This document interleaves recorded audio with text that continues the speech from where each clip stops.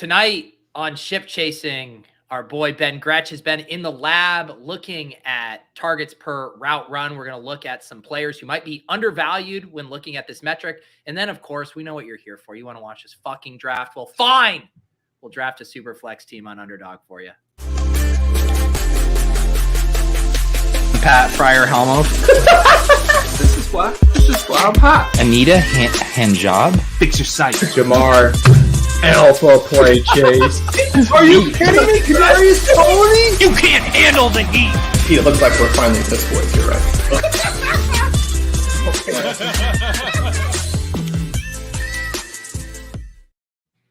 All right. Good morning. Good morning. Gretch, what you said spring break week for you over there?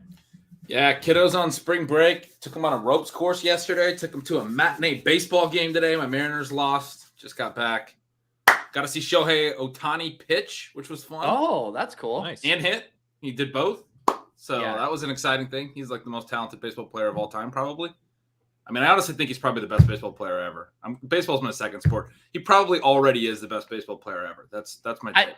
I'm pretty sure I saw Davis do that tweet, and there were a lot of boomers in his mention being like, Babe Ruth much? Yes. I do as if they saw Babe Ruth. It's like, you're not that old. Yeah. Like in my day. Like, I mean, it is honestly insane what Ohtani is doing. And Ben, as far as like Omni too, the World Baseball Classic getting that Japan USA finish, I mean, that is like the magic of Omni in a nutshell. When you coincide like semi-obscure sporting event with like actual national marquee attention, and it all like comes to a head with Omni, that was very fun. That's absolutely my favorite parts of Omni. I love World Cup years. It was really fun. Obviously, when Messi finally got his World Cup, for anyone who had picked Argentina last year in Omni, this one was incredible. You're right. You had Ohtani and Trout, teammates on the Angels, the captains of the two teams. That was an incredible event. But yeah, I gotta see Trout today too. I mean, it was Julio Rodriguez, the Mariners' young superstar, probably 3 of the like 10 best players in Major League Baseball in that game today, it was a fun game to watch. Was that your girl's first baseball game, or had they been to others? We do it a lot. Yeah. They've gone a lot. Nice. The older one turns 12 tomorrow.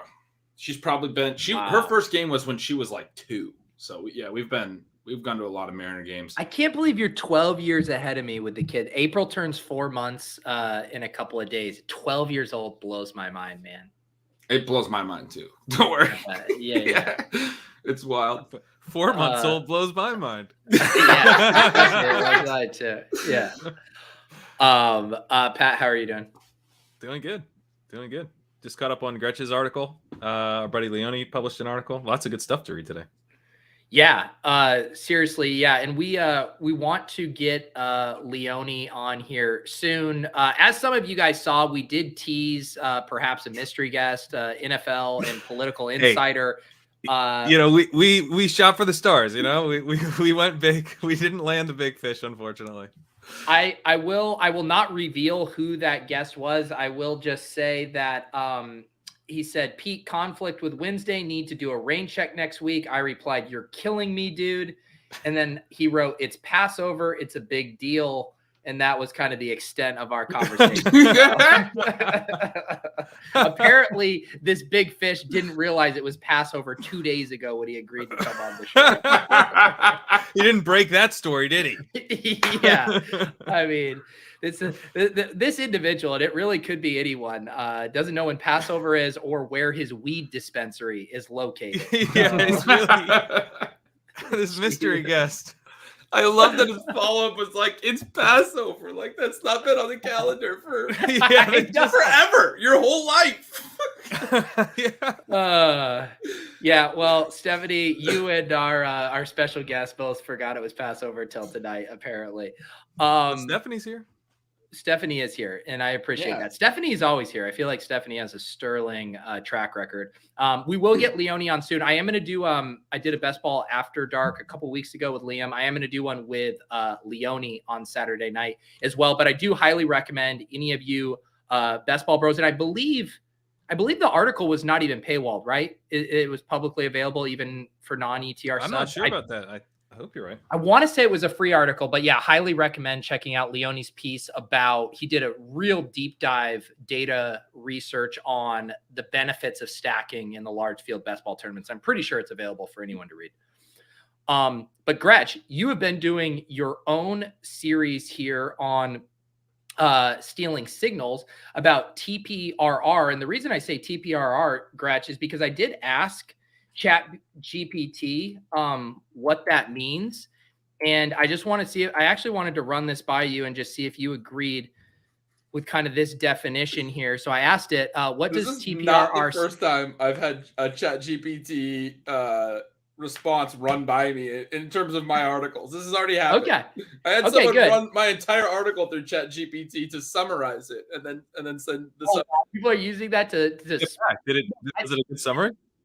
It's all right, I think. Yeah, I mean, lost some context, but it's all right. Can you confirm that TPRR in fantasy football stands for target, punt, return, and rush? It is a scoring system that combines different ways a player contribute to their team's performance. It considers the following components: targets, punts, returns, and rushes. That is what you've been working on this week? Yes, that, I mean, I could. It's amazing. How did you get there? Aren't you guys worried ChatGPT about is a liar, dude. It's just a straight up fucking liar. It just makes shit up. How the hell did it put that together? That's People are coding with this thing. People are using it to code, and it's telling us about punts and returns.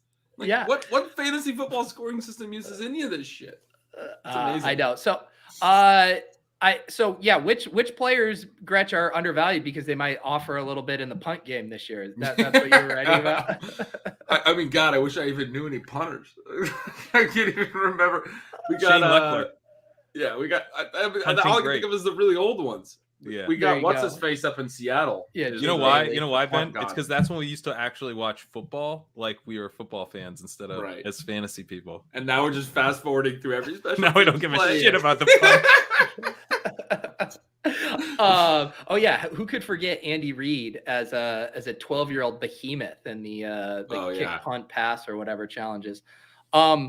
So set the table for people though, Gretch. How do you, a non-AI, a human sentient being, define TPRR, and why is it something that you spent some time looking into? Well, I mean, yeah, it's pretty self-explanatory in the name, targets per out run. But I think it's a really incredible stat because it's pretty stable year over year. It's something that we've talked about for the last few years. I did a similar article last year.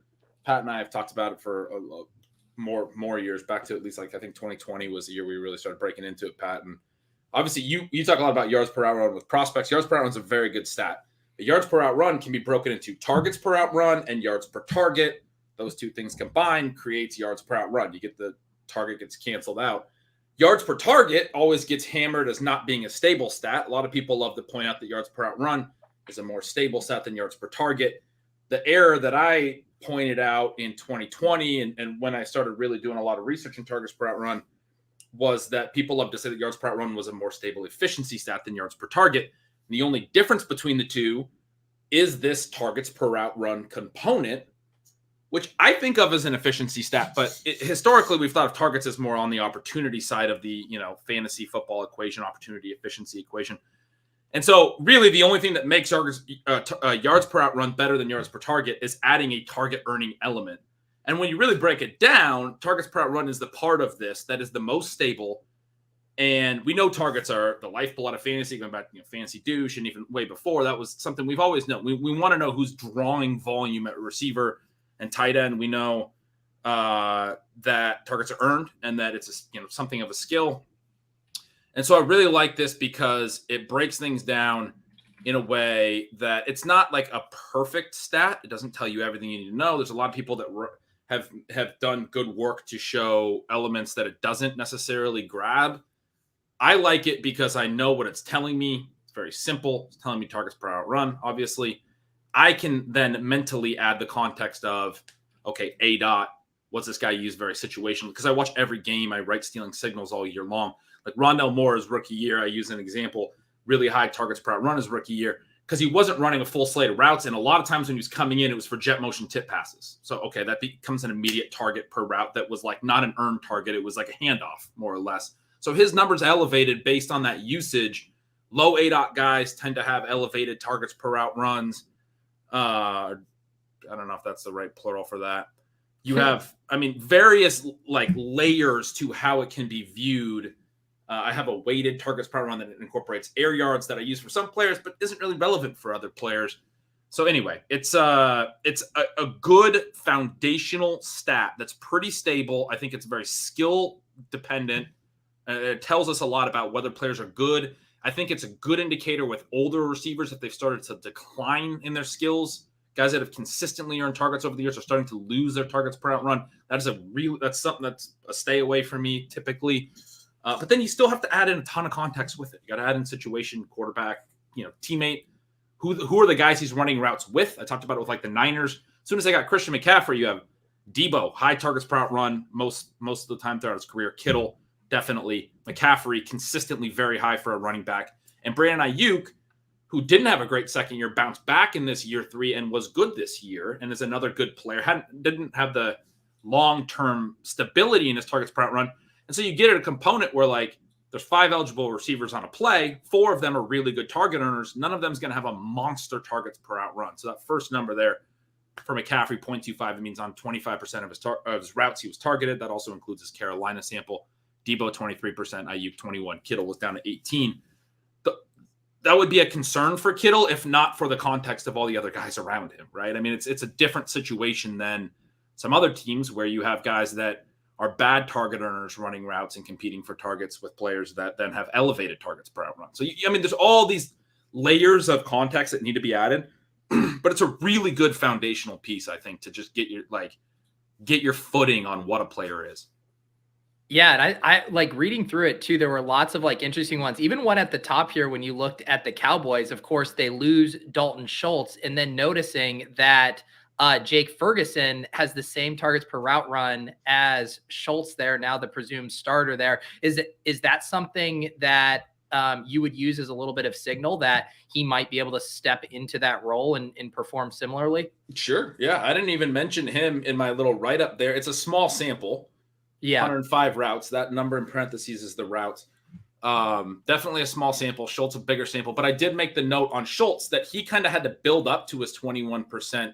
The years prior, he was, I think, 19% in 2021 and like 16% prior to that. And he kind of started to become fantasy relevant more on routes volume. So that's the other element of this equation. Sometimes we have guys that do really well, but they're just being carried by a lot of routes. And there's other ways to write about that. We often talk about teams that have pass rates that are way too high. They threw a ton of passes. That's how you get to really high routes rates. If a guy's, obviously running a ton of routes in an offense that drops back and throws a ton of times. And the Cowboys had been that way a couple of years. Schultz wasn't really like earning a ton of volume. He's just kind of running a ton of routes in an offense, which is good enough for a tight end, quite frankly, in with what we get from that position. But he started to earn more and more. And I kind of wrote that as like, it feels like he got more and more comfortable in the offense. He seems like a player that's not necessarily on his own merits a great target earner, but like more trust of Dak Prescott, more familiarity with the offense and everything. His targets per run starts to build. That's the exact type of player where I get concerned about him changing teams, because we know from long-term trends, guys that change teams often fall off. Like, he feels like a product of a good situation that was elevating him, and you can see that kind of build up in his numbers more than elite players changing teams like we saw last year. Obviously, that didn't impact like the Tyreek Hills and those guys. Those guys dictate the volume. They draw it, right? Dalton Schultz just sort of a good fit for the – so anyway, the way that I would apply that to Jake Ferguson, as you said, is like, I feel like Schultz was more a product of a good situation and a good environment for him. So, yeah, I think you make a good point on Ferguson. He could be the next product of that. Maybe. Although I would say that Schultz had a 77%. He had 77% route participation, which isn't like elite for a tight end, but it's pretty good. Very good, so, like, to the extent that he was doing something special, it's just that he's probably just consolidating a bunch of tight end routes when we normally see more tight end rotation than we did with Schultz. So I definitely agreed with your take, Ben, that like, as Schultz goes to Houston, he's someone to be pretty wary of. Even though there's not a ton of target competition there now, I think there will be. Like, they're going to add a rookie most likely. But so you're saying Ferguson probably not a good bet to consolidate, but if he did, or if somebody did consolidate. Yeah, if he did, yeah. I guess, and it's such a deep tight end class that I do worry. It strikes me as a situation that could devolve into a Colts type situation where there's a rotation pretty easy. Well, and the Texans, like the past 3 years, have ran a tight end by committee with like 3 different dudes. Yeah, that's the other end of it, is that you had Schultz consolidate the routes. It's a tricky thing to do. And now he goes to new coaching staff. Maybe they don't. And, we just saw Miami, with Mike Gesicki. They're like, yeah, we would really prefer someone that's blocking better. So Schultz obviously a much better blocker than Gesicki, but he also gets the QB downgrade. There's so many layers with Schultz. Like he's not efficient. Like he earns targets and catches passes, runs a lot of routes. Those are positive things when they continue. And some tight ends have shown the ability to carry that over. Like Zach Ertz did it with Philly and then did it in Arizona. It's possible he continues to do that and be this like inefficient but target hog that runs tons of routes in a new place. He got a good contract.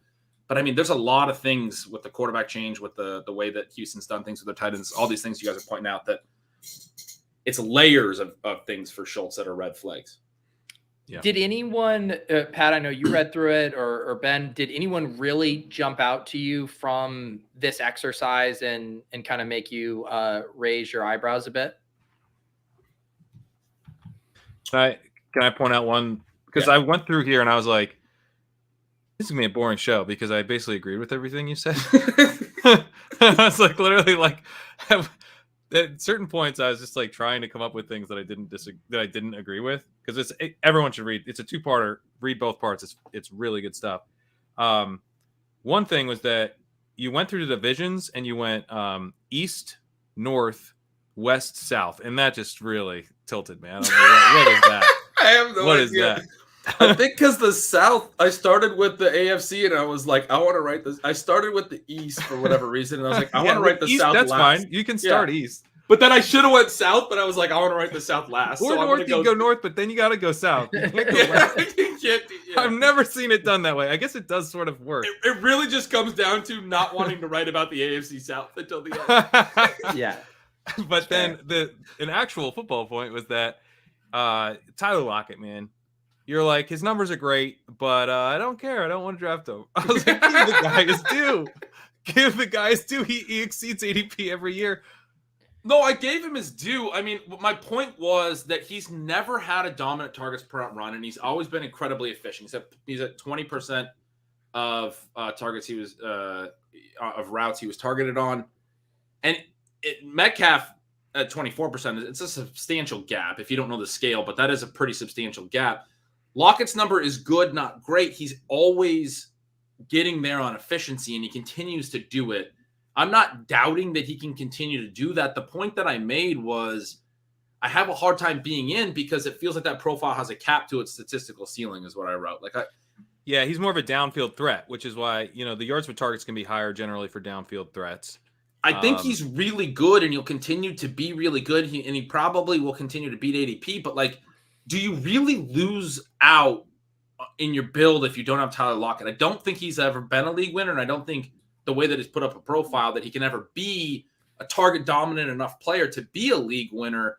He's probably a good piece, and you can draft him in some cases, but for me, it's like there's also risk that he falls off at a certain point, right? There is risk. And so he was going really cheap in early best ball drafts. He started to come up more to where he's like 5th, 6th now, I think. I haven't drafted actually in the Superflex yet, but when the big board was closing, I think he was more like 5th, 6th, but he started like 7th, I think. It was kind of crazy low. So he's someone that I actually have a fair amount of. I agree with you. I mean, he's more like, he's helping you fill out your lineup. Right. And if you're doing a wide receiver heavy build, he's a guy to have because he's going to have spike weeks. He's an efficiency player. I get it. I get drafting him. I'm not saying don't draft him. It's just doesn't feel like one that you're going to regret in a massive way. He's not going to blow up. He's not going to have like a Cooper Kupp out of nowhere wide receiver one season. No, not at this point. Not at this point. Yeah. What do you guys think? Not to derail the target, punt, return, and rush stats here, but if Lockett we've pushed up, right? He's going 3 to 4 rounds earlier than he was last year. Metcalf's an early 3rd round pick. What do you guys think about Geno's ADP? Let's not do the Superflex thing quite yet. He's was QB 17 off the board in the big board. Do you guys find that price just to be efficient? Do you think that's being undervalued. I'm just curious if we are valuing these Seahawks receivers as highly as we are, how you guys think about Geno. I'll have to look up what I had on him. I wasn't out. Not someone that I was like super psyched to get, but I didn't like chasing. Yeah, so I had 8%. So I was like exactly even with the field. I just felt like, in general, I didn't want to chase up the expensive quarterbacks to quite the levels they were going. Like I didn't want to be like really overweight the top guys at least. And so I was mixing in Geno. I mixed in Derek Carr. I mixed in kind of those boring types. In Leone's article today, he talks about the importance of stacking your quarterbacks for the playoffs to be able to take down the final round. A pretty big, if it's 470 again, or even a little bigger, it's a pretty big tournament. So having that correlation really helps with that. And with Geno in particular, it's such a clean stack. I liked Tua as well in these early drafts because it's like I get Lockett and Waddle. Now it's very expensive, but you're not reaching for either guy. And then you have the whole offense basically. And I think you get the same dynamic with Geno. I think anytime, Pete, I hear your point about like the difference between the higher ADPs and the Seahawks pass catchers and then Geno being lower. Anytime there's a gap like that, you take note of it. The time that it makes sense is when the offense is incredibly concentrated in its volume. Yeah. And since Metcalf was drafted, I'll have you guys do a guess here. What is the most targets in 4 seasons their third highest targeted player has gotten? I just looked at it. In on average or just like in a single game? 1 year, one time. Any one player in the 4 years that Metcalf and Lockett have played together, what is the most that the third weapon in this offense has gotten? Over the course of 17 games. Yes. Well, if they played all of them. Yeah. I'm going to say 50. I was going to say 50 too. It's 63, but still, that's a massively lower number. Can we get, who was it? Was it? It's Fant and Gerald Everett did it last year. They both had 63. Okay. Yeah.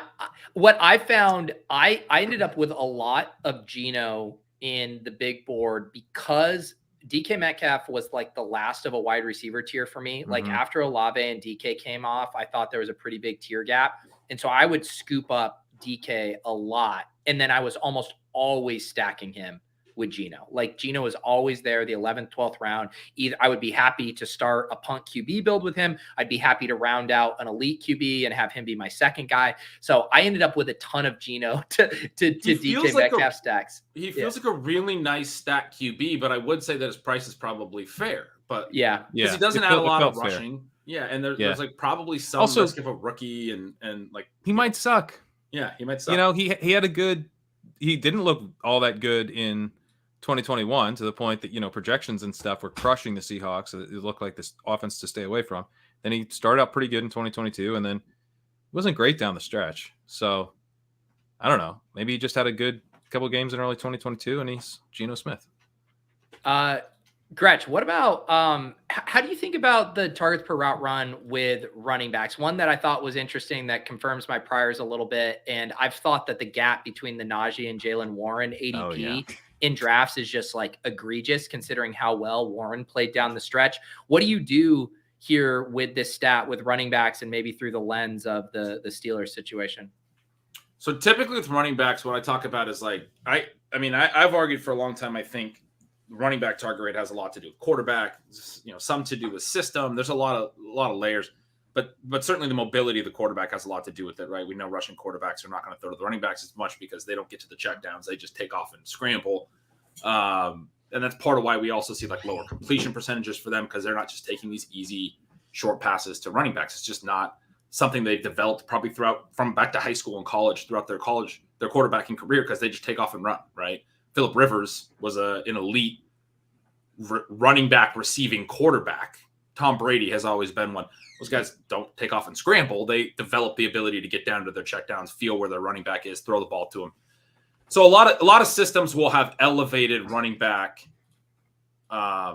rates. So I like to compare within an offense to see if there's maybe gaps. Then you can start to say, well, maybe there's something here. It's also almost always a small sample with running backs. In this case, obviously Najee's run a lot of routes. That's 300 routes is kind of a lot for a running back. He's got 297 there. Warren also 172 is not a bad sample for a second running back in an offense. For them to be basically identical to me is just sort of Najee's not adding anything in terms of what he's drawing in terms of volume in the passing game is the way that I would read that. They're sort of just getting targets when the receivers aren't open. What's that?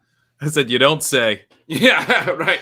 And then the efficiency side is the other side of it. You want to see how good they are at yards per target. I don't know that off the top of my head, but if there was a big gap there, and it wouldn't surprise me if there was, if Warren was a little bit more efficient on those targets.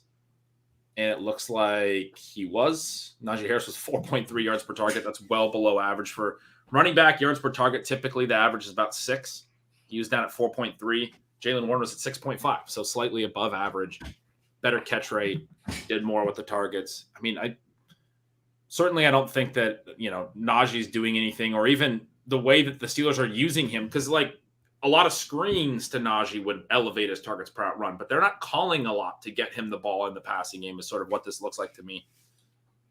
So I had an article out on the rookie running backs that are basically the guys I think are good second round picks in rookie drafts. And I was making the point with Devin A-Chain that his yards per route run are fine, but not necessarily like an impressive thing that are going to get him on the field. And I was pointing out that he had similar receiving efficiency in college to Najee Harris, Tyler Algier, and David Montgomery, guys that are like, if you're good enough, they'll just leave you out there. But in A-Chain's case, I was like, but he probably not going to be out there in the first place. He was going to have to be good enough to get on the field. But it also has the effect, I think, when you're one of these guys, that if someone can emerge as an actual contributor in the passing game, then you are susceptible. I think Najee's in that range, but I'm curious on your thoughts for David Montgomery, because he's been kind of one of these guys where he can consolidate receiving work if no one's around, but we've seen Tariq Cohen take from him early in his career. You had him 14% targets per out run for David Montgomery, 27% for DeAndre Swift. So Montgomery is about to deal with a lot more in terms of a receiving threat.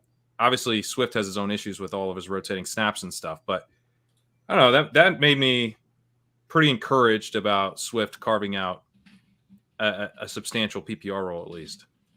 Yeah, and Swift's been over 20% and comfortably over 20% every year of his career, I'm pretty sure. I think he's been at like 23, 24, 25, and 27, like these different years, which is really good for any player, but, for a running back. It usually, to me, when they start to get up into, well over 20%, into the 25% range, it's like the team's either making an effort to get them the ball in space, or they're, getting open. They're drawing targets in some way. Like Christian McCaffrey, I think you can make a case that because the way he splits out, sometimes he actually like earns targets like a receiver might, or some of the option routes he runs out of the backfield. Like he just burns dudes in one-on-one coverage. Swift, he was running slot routes in Carolina at points. Actually, not from the slot, but like over the middle field. Right, exactly. Like out of the backfield, running a slot receiver route. Swift has been a guy who's consistently been really high in that regard, and looks like a running back that when he runs routes is much more likely to be targeted than your typical running back. To your point on Montgomery, I mean, he's one that's an interesting case study and Pete just had the Bears numbers there for the point I was making about the offensive system, because Khalil Herbert's even lower at 10%. And with Justin Fields, you're talking about a guy who was tied for the NFL lead in sacks taken, led the NFL in scrambles, and he only had like 444 dropbacks, I think. Didn't even play the full 17 games. Obviously didn't have massive dropback numbers even in the games he did play. And still, from a raw perspective, was tied for the sack lead and the scramble lead, which are the two other outcomes than a pass attempt on a dropback. So a massive percentage of his dropbacks didn't end in a pass attempt, like way higher than any other quarterback. Probably. You have the percent in here, right? I have. It's like 28%. And I think if you think about that, it's like a receiver.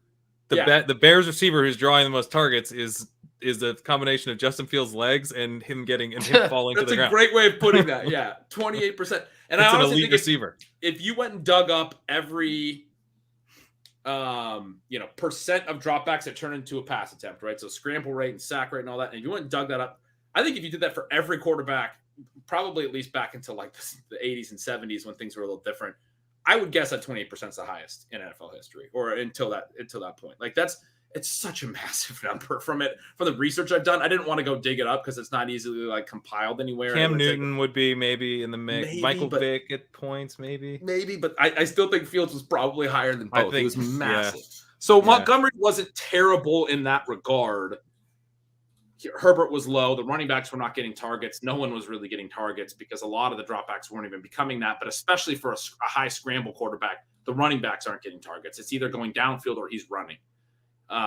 So I think that's a defense of Montgomery, but I'm with you in terms of the new setup in Detroit. I feel like Montgomery, even with the really strong contract, is going to be a little bit too much like what Jamal Williams was. And you already would have expected Jamal Williams or any running back in that role to probably regress some on the touchdown side of the equation. I mean, I think the most you can expect is like 12 touchdowns, not 20 or whatever Jamal Williams did, just as like a baseline. He can obviously beat 12, but I mean, if he has like 12 touchdowns and isn't catching a lot of passes because Swift is really, sort of dominating the receiving, and it's sort of like two running backs playing different roles, like we've seen in a lot of offenses over the years. I always think back to the Saints where they had like Darren Sproles and like Mark Ingram playing very different roles. I don't think that Montgomery's going to be that pigeonholed, but there is risk of that, and it would be really tough for fantasy, especially because he's not the most efficient runner either. Like I think he's going to just do a lot of the hard hat, heavy lifting, like Jamal Williams did, but Jamal Williams plus a version of last year's Jamal Williams, but a plus version of that. Probably catch more passes, still get a lot of the goal line work. But if Swift stays healthy and is a little bit more explosive and he's shown ability, I mean, there's no reason they wouldn't also use Swift as a weapon in their offense in one way or another. As a way, like they would just use both running backs, right? I mean, I just don't see them like sidelining DeAndre Swift. He's a clearly talented player. It's a good problem to have from a team building perspective to have two talented running backs. And with Swift's injury history, like they probably wanted to get a guy that they felt better about if Swift misses time that can do everything. But when Swift's healthy, like those routes are probably going to go to Swift, which makes me pretty uncomfortable with Montgomery. All right. Let's before it gets too late here, let's hop into a Superflex draft. We can talk more about some of these undervalued guys as we get rolling. Am I don't want to ask Gretch because it's twisting the knife, but Pat, did I hear this is you haven't done one of these yet? I ask him as he leaves. It's my first. Yes. It is. I assumed it was your first, Gretch. We'll get rolling. I've done a handful of these. I'm kind of glad to get the 1-6 because on my best ball breakfast, I got a late pick twice and I refused to draft a shitty quarterback. And, everyone tells me I'm crazy. Why don't you just take, Deshaun Watson, Dak Prescott? My whole thing is I'm already so far behind against the Jalen Hurts, Josh Allen, Patrick Mahomes teams. I'd rather beat them at the other positions, taking the Jamar Chase, the Christian McCaffreys. But this will be an interesting spot at 1-6 because we won't get one of the top three quarterbacks, but we'll have a decision here. Do we think the Superflex format warrants taking a Fields, Burrow, or Herbert here? Yeah, it's fun. You can go either way. I think like my take on that is you can play it both ways. Yeah, I think you can make a case to swing for the fences with those QBs. Getting the QB position right, they have to be huge. But if you get them right in the first round, QB is such a massive position in this format. At the same time, to have the potential to take one of those other, like take a Justin Jefferson or a Jamar Chase, and then pair them with the type of skill position player we could potentially get in the second or even third, and do like a 0 QB build. And then if you hit on, this year's Geno Smith, for example, Sean and I were doing some builds like that at this time last year pre-draft, and we took Geno in a lot of the super flexes. And I mean, we had some really good teams. We took a lot of like Kenny Pickett and stuff. Guys people didn't want to take. And, right. You can take the rookies. You can take like a Baker Mayfield is probably this year's Geno Smith example, right? In Tampa. I mean, I don't know that he's as comfortable I don't. Anyway, So we're on the clock. I prefer QB. I'd rather go Herbert or Lamar. Let's do Just because. Yeah, We can go. let's QB. do Herbert. Yeah. Yeah, For and roster spot purposes, like it's super flex, but you have to if you don't go with the early quarterback, you're probably going to take what, like 4 or 5 quarterbacks.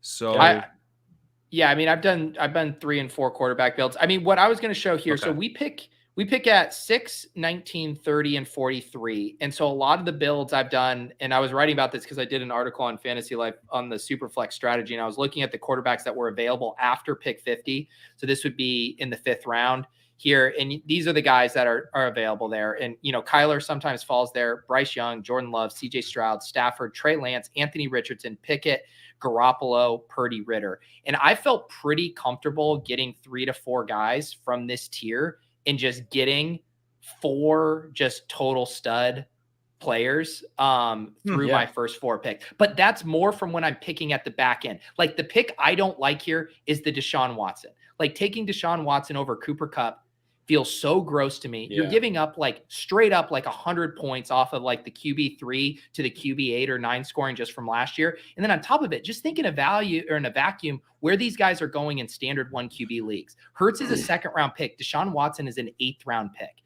You're giving up so much fucking value when you make that selection there that I just really don't like it. Yeah. Yeah, at least with Herbert and Lamar, like if Lamar was in the Ravens, I guess if he was definitely going to play for them, I mean, he'd be kind of like a 3rd round value, I think. So, yeah, relative to where those other guys are going, I think those guys are going too high in the 2nd round, but you know what I mean? Yeah. So now we are on the clock, a couple of the studs go. So we miss out on like the uber elite tier. And now you're deciding between Daniel Jones, Diggs, AJ Brown, Kirk Cousins, Devontae Adams, Lamb, Eckler, Bijan. I'm probably with Diggs. Okay, I would do Diggs, Brown, or Bijan. Mm-hmm. I think we might running back heavy format, right? I think we might like the running back that comes back to us. This is a more running back heavy format. There's one less wide receiver. The flex comes out of the wide receiver spot. Interesting. Okay. Yeah, so it is. Yeah, so it's instead of being able to get a max of the thing is this is such an underdog structure. Oh my god, I don't get to play enough underdogs, so I'm just gonna lambast them. It's such. I mean, you create a super flex, but you can't let it be 0 RB friendly by like leaving the wide receiver slot. Because if it was 3 wide receivers, a super flex, and a flex, then you can really build 0 RB. That extra firepower with the super flex makes it a lot easier. Yeah. But they're like, nah, we definitely need to cut a wider receiver spot and make running back matter more. We just have to have it. Exactly. There are rumors flying around Brooklyn that they're going to go standard scoring next year. They hate the ADP.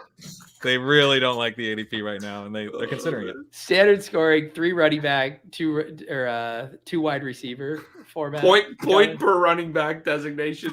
Yeah, this is going to be 0.25 point per carry if we're not careful here, guys. It's time to start drafting some running backs.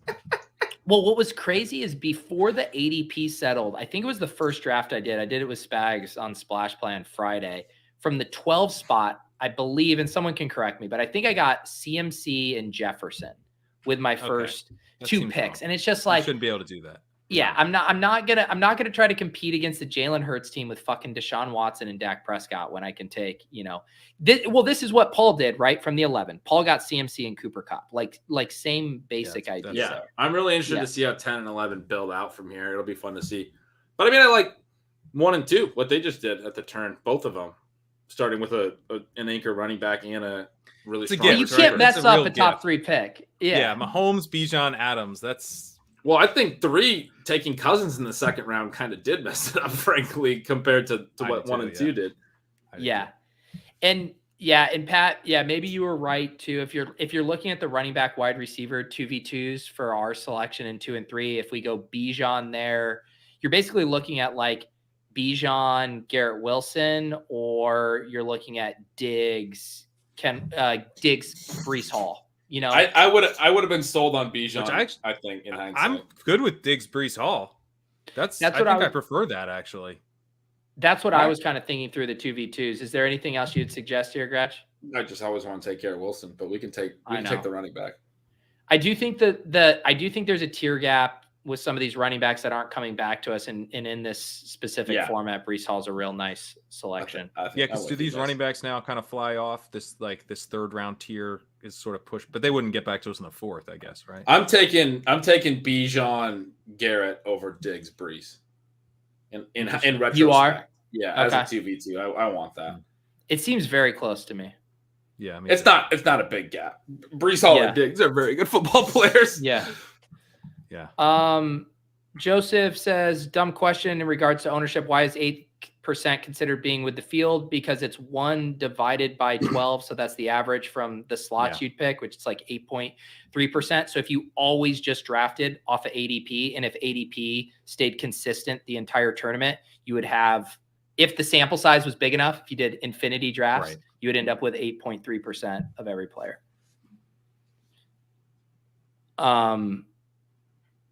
Let's see here. Yeah, you can see here just the quarterback thirst, and obviously it makes sense. It's fucking super flex draft. But I mean, we are going to be there's only like 3 teams that are going to escape the first 3 rounds without 2 quarterbacks, and it's us and 2 of the early drafters. Everyone else, well, no, I guess 2 teams here are going for the punt QB builds. So you see some different strategies, and I think these guys are playing it right based on their draft slot. Yeah, me too. I'm really interested to see how those builds go, because I do think if you get QB right late with that type of early build, that can be a tournament winning team. Absolutely. If you get the Geno from last year, just somebody who starts and is good. Mm-hmm. I mean, like they have to be good, but somebody who starts and you get a stable. I mean, and Derek Carr there is a nice pick. The one thing I will say that is a little dangerous about it is the teams where it's optimal for you to not chase the early quarterbacks is from the back end of round 1. And what that means is you are liable to further quarterback runs. Because if you're picking 11 or 12, you have to wait 20 to 24 picks until you're up again. So if the room goes truly insane, you might just fucking torch it. You just burn it. Yeah. Yeah. But if you're patient and you can cobble together rooms, and I've done my, Sam Howell, Richardson, Trey Lance type rooms. Like if you can cobble together a room you feel good about, it's not too bad. Yeah. So our guy Metcalf and T. Higgins are sitting here. Also some nice running backs. So definitely feel good about this pocket. I mean, I just want to take receivers every time. Yeah, I'm down to take a receiver here. I like T slightly more than Metcalf. Do you guys? Yep. Yeah, I do too. I'd be on T here.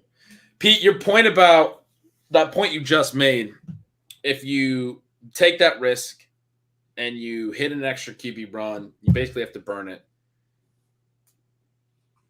One of the things that we talked about a lot last year, and you guys started to get me around on better, is just understanding that what you can get out of ADP value in your builds. And when you're doing a lot of these, I obviously have not done the volume of drafting that you guys have done, but I've had been here for the conversations and been able to think about how I would approach that, and hopefully one day I will get to, and how I will approach that. And I do think there's something to be said for, when you're doing a high volume of lower dollar drafts, trying to hit the nuts on your drafts.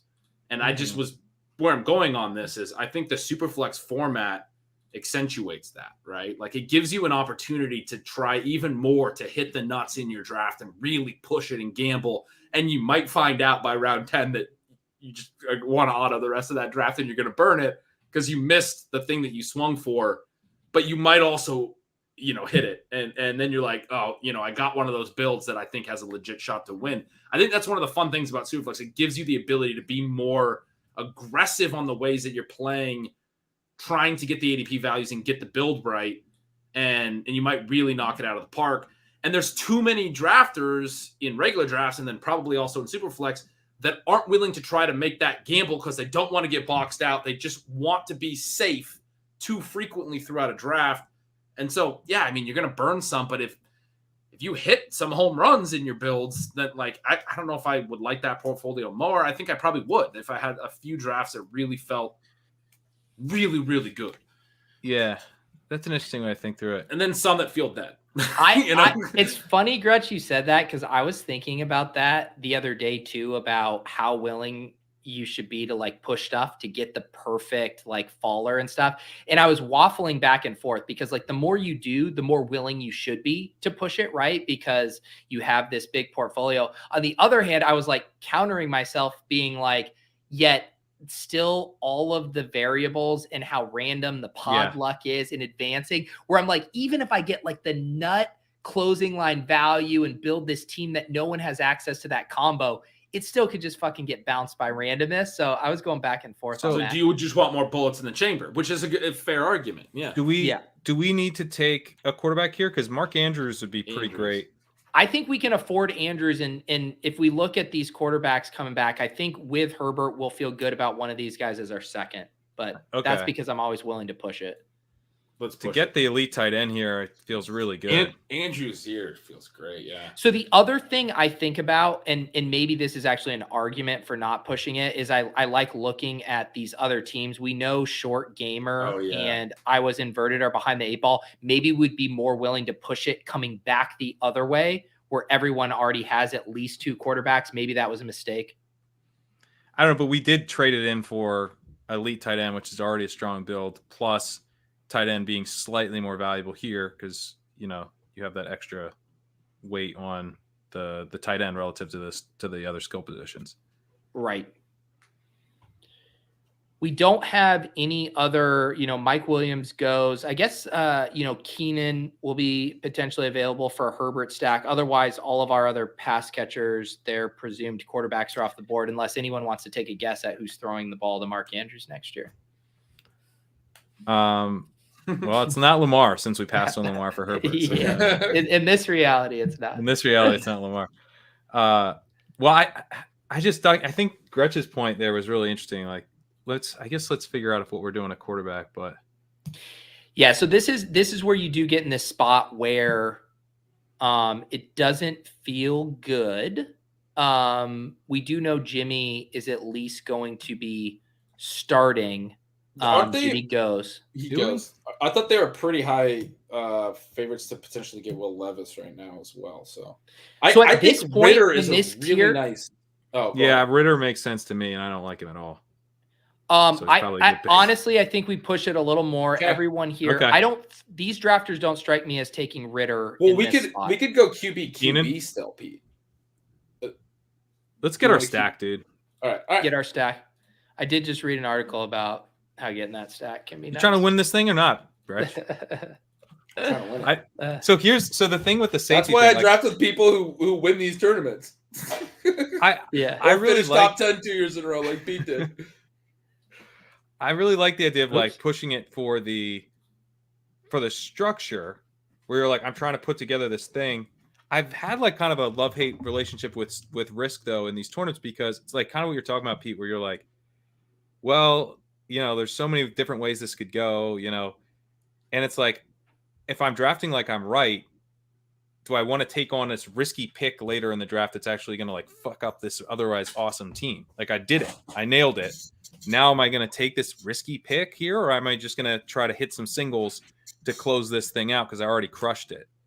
Now, not every draft you build that way because some drafts you're like, I'm going to be really weak at running back and or wide receiver, and I'm going to have to take some riskier shots to make sure that I make it up. That's the one where I feel like I would be inclined to be riskier. But, oh, wow, Pitts Ritter at the 6-7 turn is such a... I'm more inclined to do this type of stuff where I'm like, I'm taking... the room gave me Mark Andrews. I'm taking it. I'll figure it out. The room gave me this stack. I'm taking it. I'll figure it out. And then it's like, if you don't figure it out, well, then we're fucking drafting 4 quarterbacks or whatever. 3 or 5 quarterbacks, whatever the most that makes sense. Don't look a good pick, a gift horse in the mouth. Right. In the mouth. But what I was going to say is I'm more inclined to do that. But Pete's point earlier about the randomness with the advanced structure and everything does have to be taken into consideration, where you just sort of want to give yourself a lot of bullets. Trying too hard to make the nuts team is maybe not the right way to play it from a percentages standpoint, because you do have to you have to get lucky. I think you want to I like to push it on structure a little bit more, I guess. So Mac Jones feels like pretty solid. I was gonna say, yeah, I'm trying to trade Belichick it. shenanigans aside, he's the one guy here I feel pretty confident is or gonna be or starting. Tannehill. Tannehill's probably starting. I like Mac more than Tannehill, but what do you? I'm good with that. Yeah, let's do Mac. Yeah, I do feel as much as I want to keep pushing it, we should probably grab a second starter here.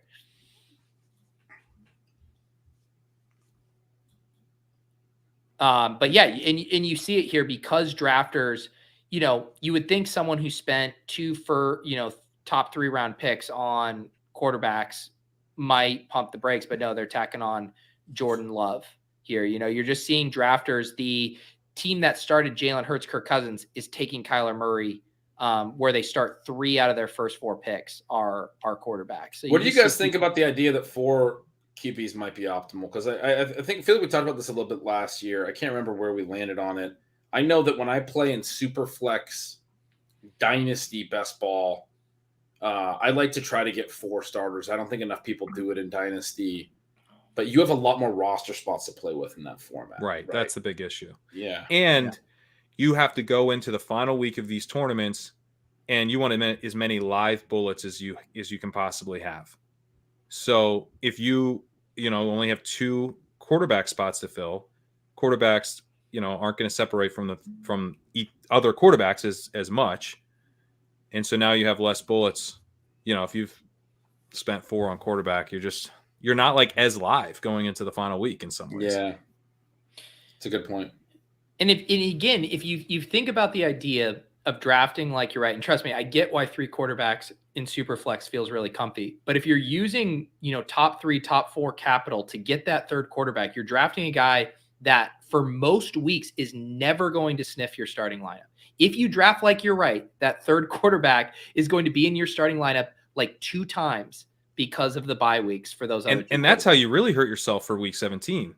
You've burned your 3rd round pick or 4th round pick on that quarterback spot. That in this draft room, that could be like your RB1, right? That you just don't have. Yep. The counter is like, depending on like the draft room dynamics, it's like we take Mark Andrews at pick 54, and now Dallas Goedert is continuing to slide to like pick 91, and you start to look at some of those 2v2s. Yeah, that makes sense. I like Swift here. Yeah, Swift's a good pick here. I like that. I would also float Treylon Burks. Yeah. Sets us up for a little pick on the next round if we want to do that. So let's look at our drafters in front of us. None of them have more than 1 running back. So I guess that guy has 2. I'd kind of push us to the running back. All right.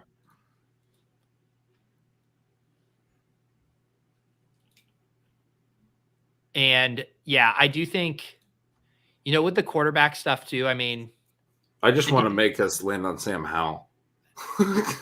he's probably going to be gone by the time we pick next, but I do like Howell. Well, and then who was behind him? Oh, Baker and Levis, I think, are both very viable. Levis to me is a much better pick than Baker. Yeah. And I think Levis is bad. I bet taking Levis. Yeah. I mean, unless this slide, I don't know, everything, the stuff on Levis is so weird. People are like, apparently NFL GMs were watching Ship Chasing last week and they didn't like what they saw. They're talking about how his body transformation picks is very unbecoming of an NFL starter. They don't like it. I don't know. Is he really Gretch, falling out of the first round over a back pick? David Montgomery, DeAndre Swift, back-to-back picks. Because you're not seeing this in big board. There's like a round and a half, 2-round gap. That's what I was going to say. I thought there was more of a gap. Not here. What do you think? So Lovestar says he's saying 2 quarterbacks will be the nuts in the playoffs. Do you agree with that? Because it would strike me that I would want to do something like what Team 1 did, maybe, but have the Ritter pick be later. Like if I could get basically Howell there, that would feel better to me. I mean, obviously, I'd love to have 3 quarterbacks in 3 different stacks, you know. But I think his point more is that if you have the 2 earlier QBs, that you're not forcing a 3rd early quarterback. I'm guessing is. I completely agree with that, but I would have some interest in tacking on one of these last guys like Tannehill So Yeah, the whatever. prevailing wisdom is not anywhere Levis. near my 4 QB point. It's that you can go 2 QB, even though it's super flex. Right. And I think you could, like, if you're going to burn your first 2 picks on quarterbacks, you probably should go 2 quarterbacks. That's what the Cincy kid has done here. He took Watson and Prescott. Now he's just been done. Burks does fall here, guys. So I'm into Let's that. do it. yeah. I believe, and someone correct me if I'm wrong in the chat, I want to say Burks' ADP is ahead of Pickens in the original big board, but here it's after. There's some weird quirks that, like, No, Pickens was going ahead of Was Burks, he? I think. Yeah. Okay. Because maybe I'm wrong about that, actually. I took Burks. I took a ton of Burks. I have an insane amount of Burks on the big board. Burks, I mean, we were just talking about the targets per out run stuff. He had a really strong season. I mean, he only ran 250 routes, had some injury stuff, but strong per out. Yeah, but it was all gadgets. It was all gadget routes, right? No, Did he earn any downfield volume at all? And then he was efficient. Yeah, I mean, obviously you're joking. And he was efficient yards per target wise as well. I mean, he was good. Yeah. You look at Pickens, who people really love. He's got work to do. He was significantly worse in targets per out run and in earning volume throughout his rookie year. Also, but he was efficient as well. What's that? Pickens didn't get open per ESPN, so that might be why he wasn't earning targets. They're open score. Yeah, I got to look at that stat. That's a good. It's a good one, man. It's a good one. You do see some weird stuff, like Jacoby Myers, was I think top 4 in 2020 or something, 2021 maybe. So there's occasionally some goofy stuff, but is the open score, is that like a charting metric? No, it's player tracking. Oh, okay.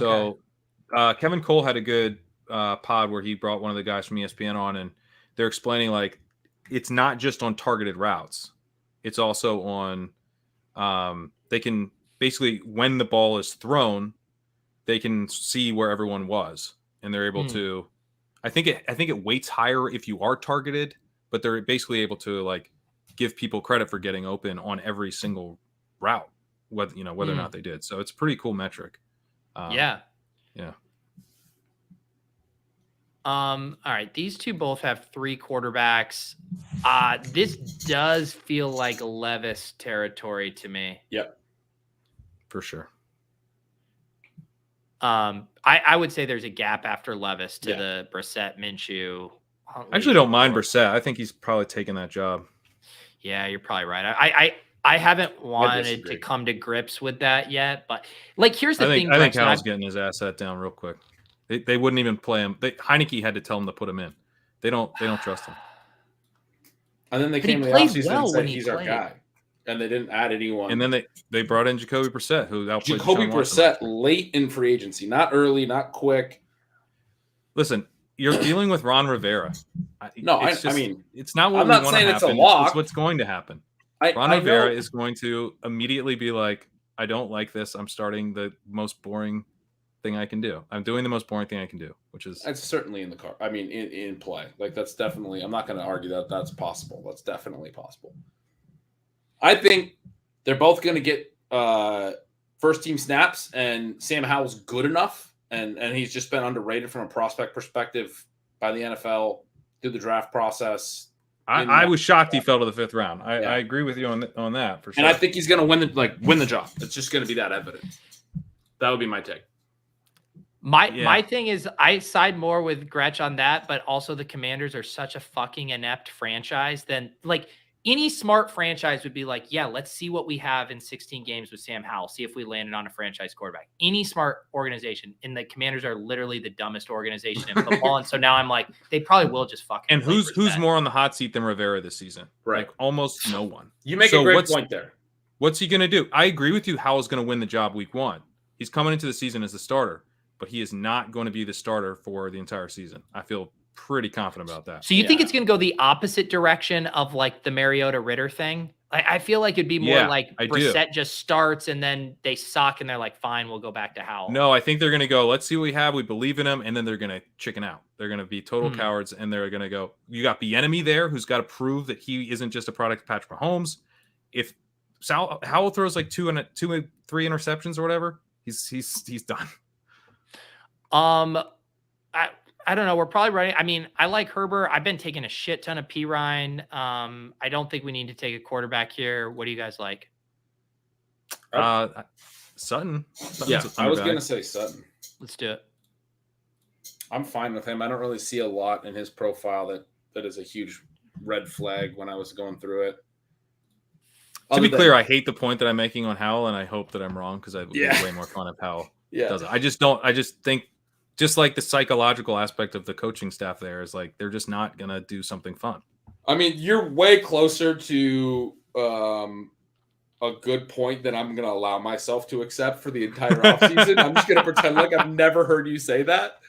Like it's just in one ear and out the other. I already forgot. It just feels the most likely to me by far is that they're gonna do. They're gonna. Where are you guys at on the Ritter Heineke situation? I felt like Howell and Ritter both dodged bullets in free agency, like pretty big ones, because people were talking about both those teams as potential landing spots for Lamar. You know, for the other free agents, for Derek Carr at various times, for different guys, for them to just get hit with long-term backups essentially. And Ritter more so, because Heineke really has been a long-term backup, and then Washington let him walk. Brissett started last year, and Brissett was good last year. Yeah. I think he deserves credit for that. He could be kind of a Geno type, I think. He does. That's fair. I don't think Ritter dodged as much of a bullet as Ritter did. Yeah, I agree. I think Heineke could maybe be like annoying and come in for some games, but like, what are they like? To me, it's like the way Smith gets himself fired is by starting Taylor Heineke. You know what I mean? Because it's like, wow, you really just don't have a plan. I think he probably has one more season, maybe. I don't know. That one's tougher for me to get a read on because I don't understand why they're going to commit to Ritter in the first place. Ritter looks so bad. Oh, this question is so fucking triggering. Who starts more games, Trask or Howell? My God. That has to be Howell. If that's not Howell, it has to be Howell. If that's not Howell, I'm really. So, I don't know. Man. Baker looks so bad.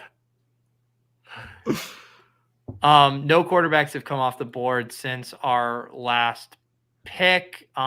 We could structurally use running backs. I do like Gainwell and Mitchell here.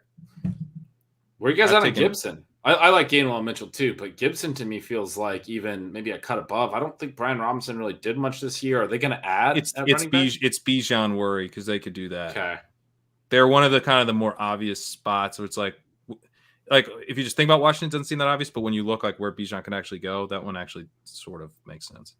Okay, I could see it. You guys, any other strong takes here? I like Mitchell. I've taken a ton of Mitchell. No.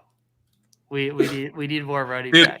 Gretch, so what did you just skip this Kansas City section of Gretch's article because he was pretty encouraging. Trust me, I saw it. I saw Sky there at the top. At the very top, did you see him at the very top of the wide receivers?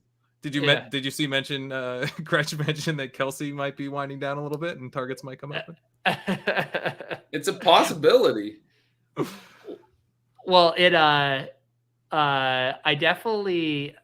When Leone is, subtweeting us on his pod saying like, it's pretty insane that Sky's going ahead of MVS. Like what's going on here? It's like, Leone, we know what's going on here. Now, that's happening.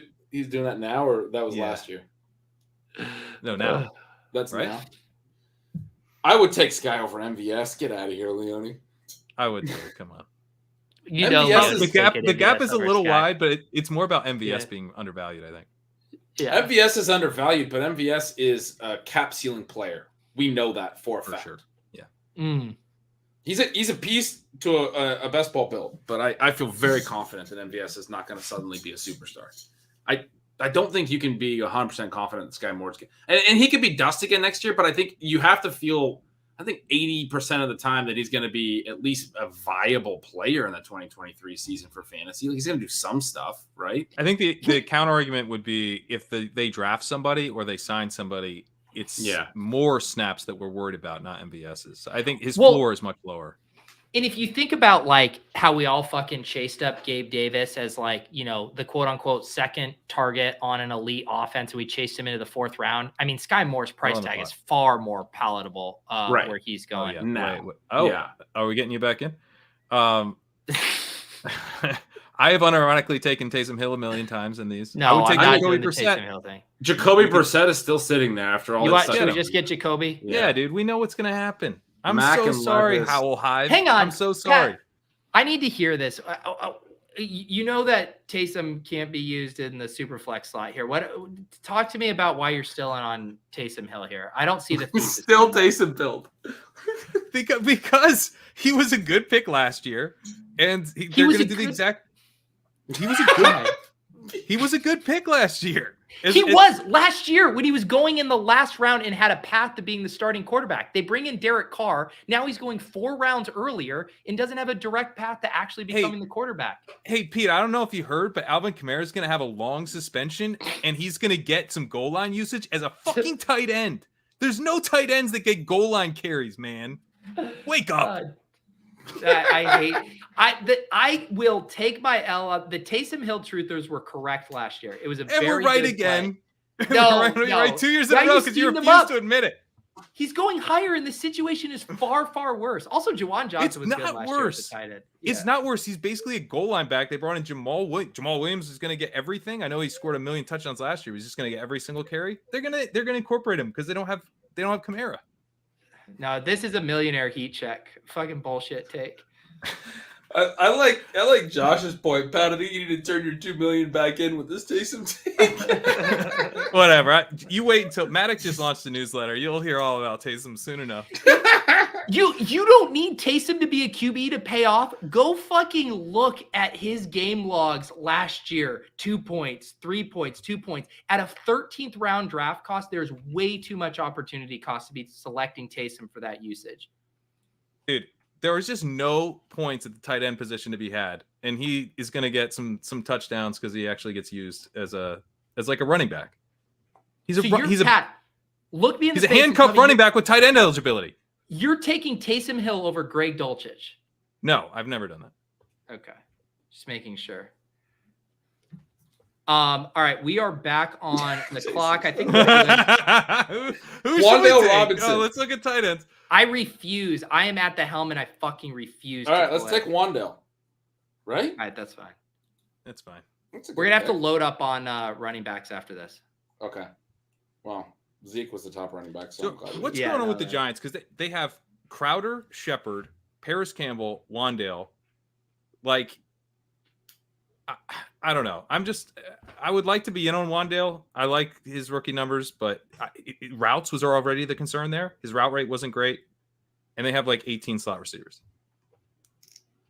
His routes are mostly fine when he was healthy. He was one of those guys that got hurt when he started to build into the big role. Like he should have had his late season rookie push, but he was hurt. I went back and looked at it. He was never at like a true full-time role. But some of it was something he was like banged up in games too. Well, that happened a couple times. But even a single game, I don't think he had a single game above like 85%. Okay, and yeah, that's not great for sure. I hear you, but 85% is good. He had 81, 85, 83, 3 games in a row at one stretch, and then he was 67 the next week and done for the year. And that was, right. I mean, he got to the point and then didn't get to build on it. Paris Campbell, but even was not that very isn't last like year. What's that? It's fine. 85's fine. It's good. It's great for a tight end. It's not. I mean, you want your wide receivers at like 90% plus, ideally. A lot of slots are only in like 70%. Yeah, 70, 75. Yeah. I mean, the fact that he's up over 80 as a slot receiver, I'm pretty comfortable with. He's not like an X receiver, you know.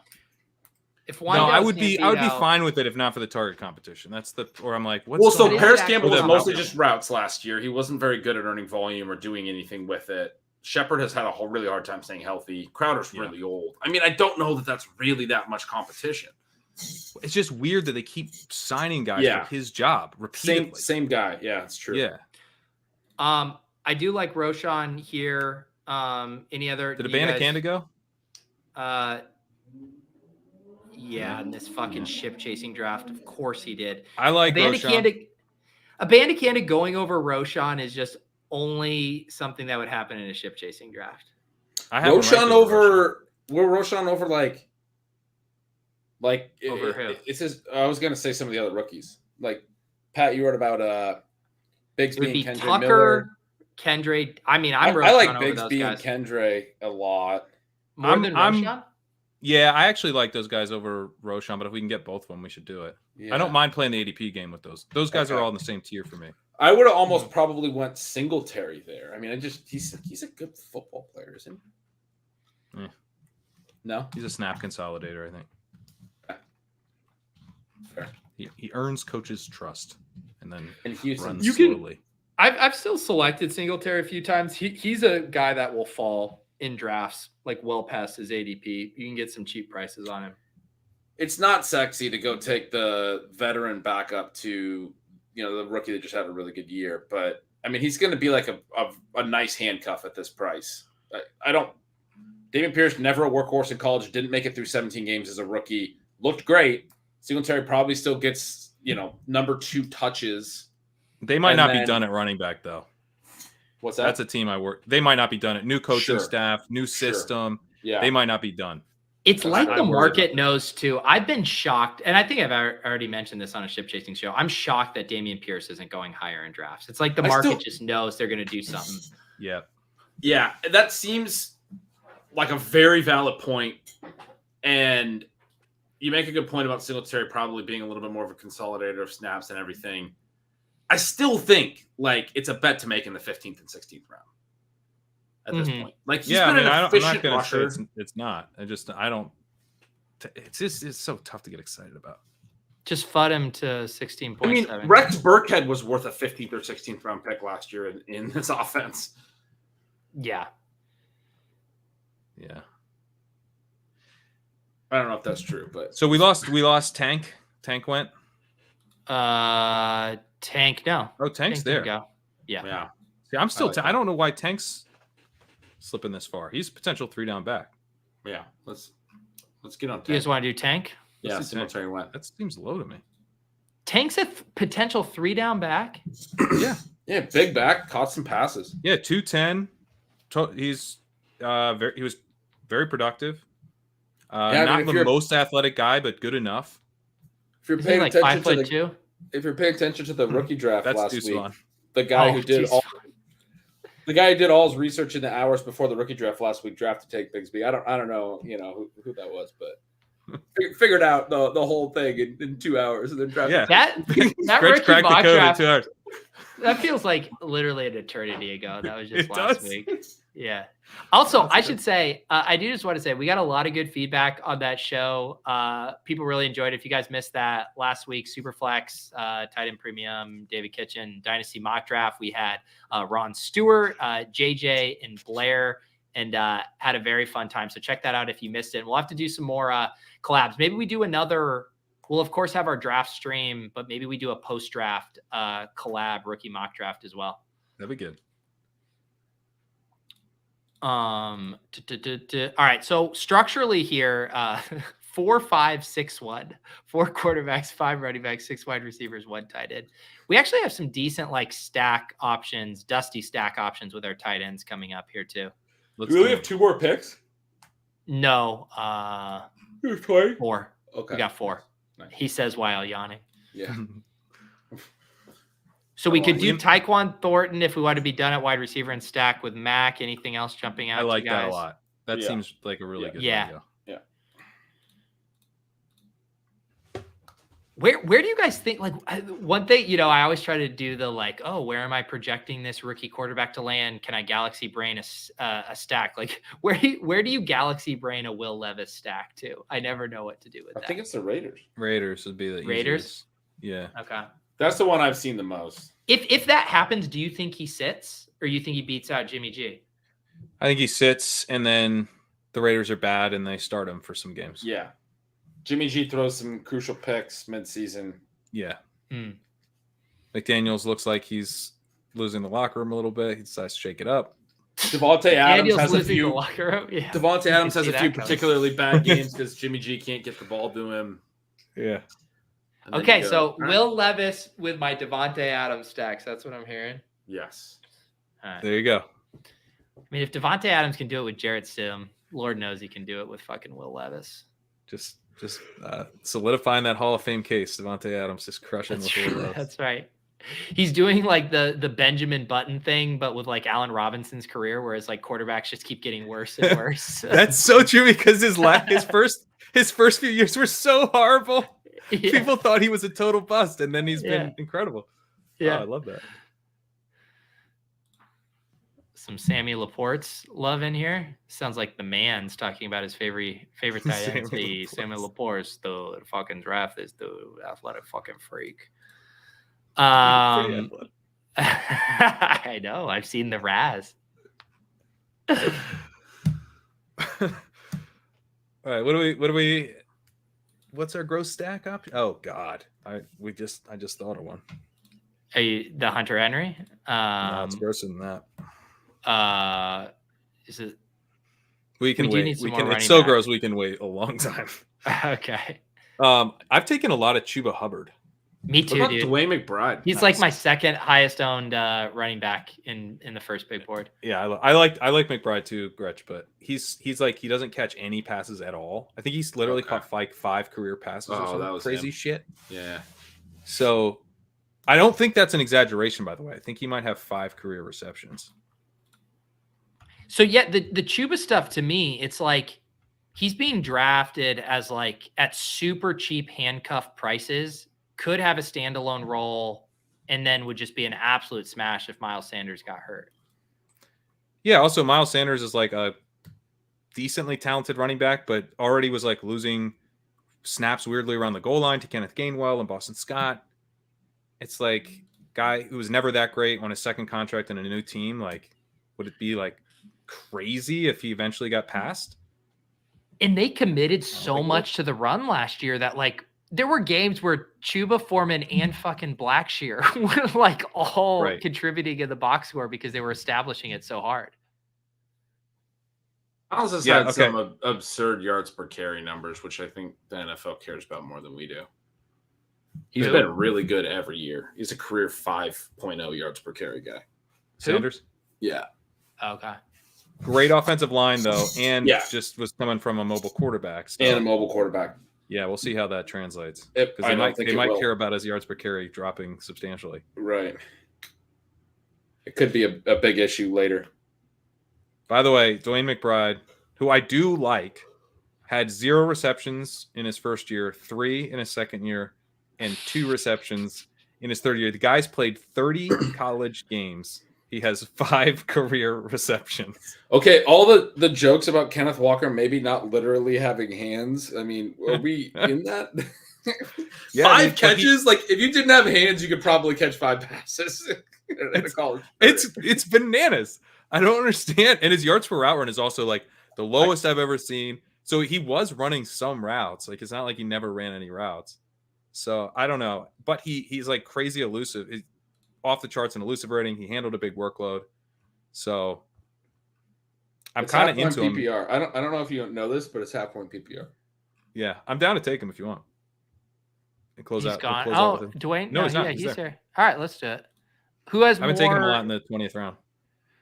Who has more catches next year, Dwayne McBride or Travis Etienne? Unfortunately, it's McBride. So here's a question structurally. Are we good with a 2 tight end build with Andrews and a total punt, or do we go 2 tight ends to finish this out? Well, actually, we only have 1 pick, so we're taking a tight end. I forgot the McBride because I was looking at Hunter Henry there. Answer: we need to take a tight end. Maybe we take Samuel Laporte's. I want to know who the really gross one is. Wait, who's our quarterbacks? We have Justin Herbert. You want to take Donald Parham or like Trey McKitty or somebody? No. It's grosser than Charger? that. It's both a better pick and grosser than that. Is it Hunter Henry? No. It's not mine. I'm not going to take credit for the. It's Washington. No. Logan Thomas? You want to take Logan? No. Where's Sam Sherman? Where's my ADP chasing heads at? Is it a stack? Yes, of sorts. What does this mean? Is it Foster Moreau? Wait, you're on the right? You're getting closer. You're warming up. Oh, Hooper? Who's Las Vegas? Yeah, it's Sam Sherman's boy, Austin Hooper. On 80. I don't hate it. So you're week 17 Will Levis to Austin Hooper. That's what we're doing around here. I mean, Hunter Henry's definitely a better pick. Yeah. But if he's gone. Hunter Henry is, yeah. I'm here for Austin Hooper. That's fine. I'm here for it. Look at all these stack options we got. I mean, it's just an absolute plethora. Did Gesicki go? Yes, he did. Really? I was he hoping goes ahead of Hunter Henry? That's he does. strange to me. Yeah. Henry's like definitely better, right? He goes fit like what is it? Can I do my math right now? Like 40 picks ahead. Wow. Yeah. Gretch, where you at? Henry was bad last year. Yeah, he was on the fucking Patriots. And then Gesicki might like play receiver for them. I guess. I mean, I think that's the. Or it might be Jonnu Smith. Yeah, no, he's probably not going to be good. No one on the Patriots passing game is ever any good. We have Matt Jones and Tyquan Thornton. It doesn't work out for anyone. Work out for you. Did it work out for Jonnu Smith? No, but it might work out for Mike. It might work out for us. All right, let's go Hunter Henry. Hunter Henry, Austin Hooper, or the Bullet? I think I want to do the Hooper. We double stack. As fun as the Hooper thing is, we don't actually even know if we have the Raiders quarterback. Pete, where are you at? I'm a Henry. All right, there it is. I haven't caught in Hooper fever yet. You're not a Hooper? Unless you're talking about my co-host on Lowell's, Brian Hooper.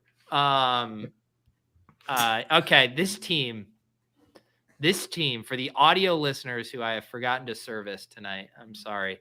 4 quarterbacks: Justin Herbert, Mac Jones, Will Levis, Jacoby Brissett. Honestly, fine. 7 running backs: Breece Hall, DeAndre Swift, Eli Mitchell, Roshan Johnson, Tank Bisbee, Chuba Hubbard, Dwayne McBride. Our wide receivers: Stephon Diggs, T. Higgins, Keenan Allen, Traylon Burks, Cortland Sutton, Juan Dale, Robinson, Tyquan Thornton.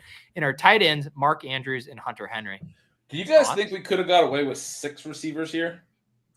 Probably. With how strong they are at the top? I really like that we stacked up Jones, though. Yeah. Mm-hmm. Especially with that weaker quarterback room.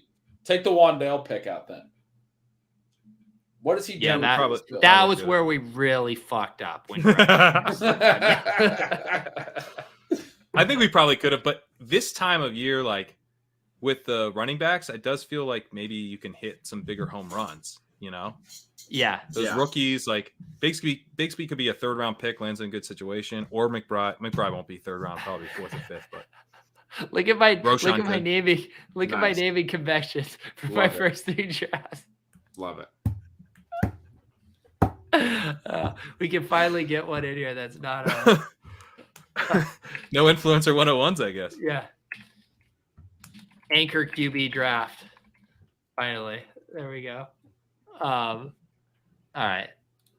I will say I know some people don't seem to like the Superflex drafts as much. I know I'm not going to max this contest, but I do enjoy the change of pace. It's a little fun. Did you actually max the big board? Were you able to?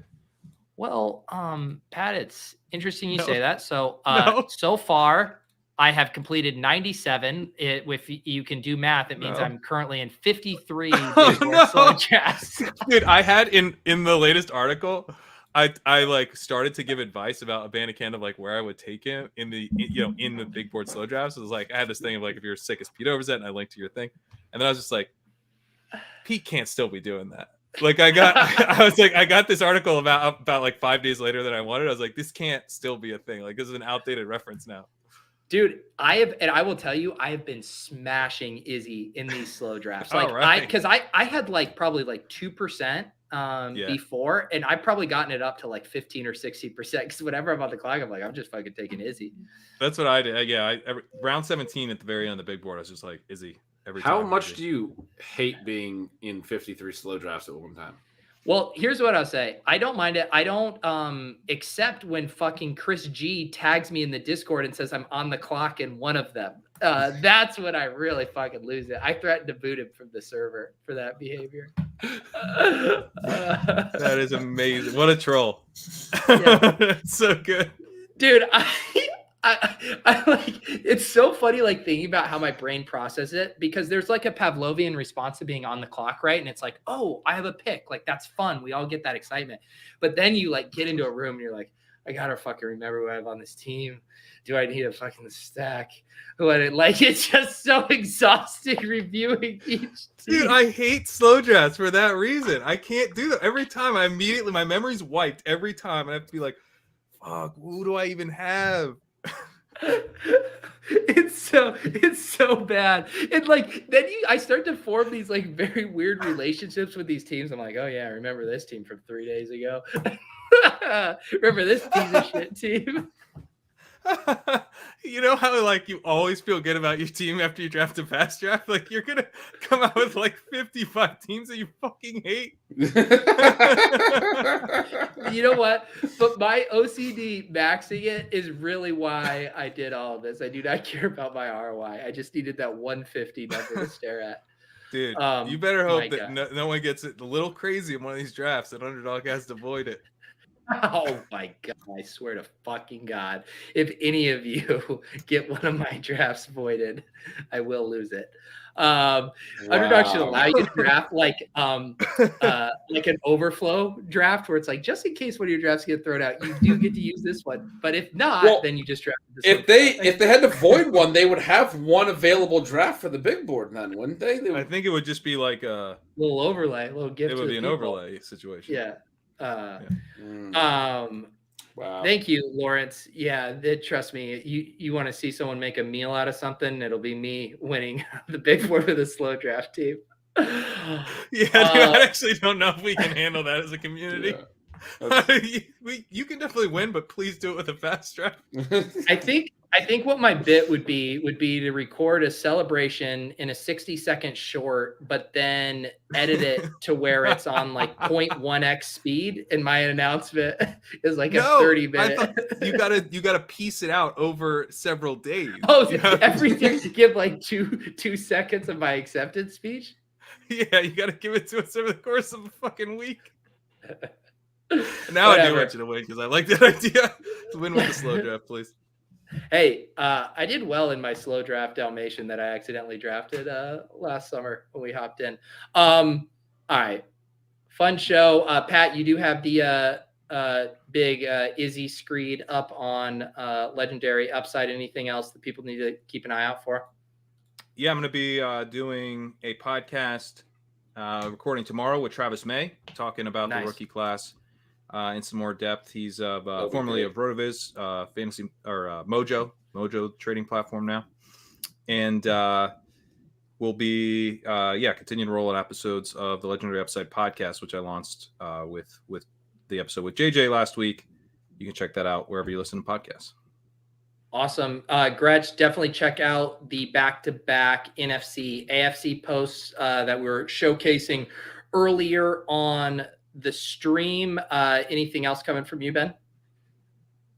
Yeah, I'm sure I'll have some stuff, but nothing imminent. As I mentioned earlier on the show, my daughter's birthday tomorrow, Easter weekend. My mom gets knee replacement surgery Monday. Spend some time with family over the weekend before that.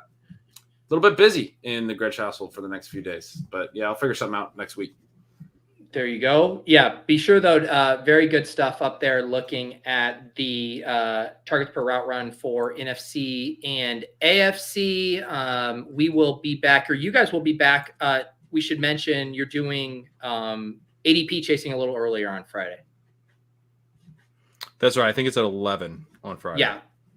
So a little tweak there, not the 1 p.m. on Friday, going to be 11 a.m. I will be doing lulls tomorrow, and then Spags and I are going to push up Splash Play on Friday to accommodate the ADP chasing divas. So we will be 10 to 11, and then you can head over and watch ADP chasing after that. Also, Davis and I just did a take cast earlier today. That audio will be up there, and I posted the video on my channel if you guys want to check that out. But appreciate you guys as always. Next week, maybe we can get a political and NFL insider back on the show, unless there's some other holiday that I'm not remembering. But until he's correctly predicted the Trump indictment, major quarterback news, and the that it was Passover tonight. He is 3 for 3. Yeah. It took him a while to be able to predict that Passover was tonight, but he did finally land on that prediction. Appreciate you guys. The chat was popping tonight. You can always become a YouTube member, unlock the ship chasing private Discord channel within the Deposit Kingdom Discord. Instructions are down below. Would love to have you guys in there, unless you're going to pull a Chris G and tag me when I'm in the clock, in which case do not sign up for the Discord. We'll see you guys next week.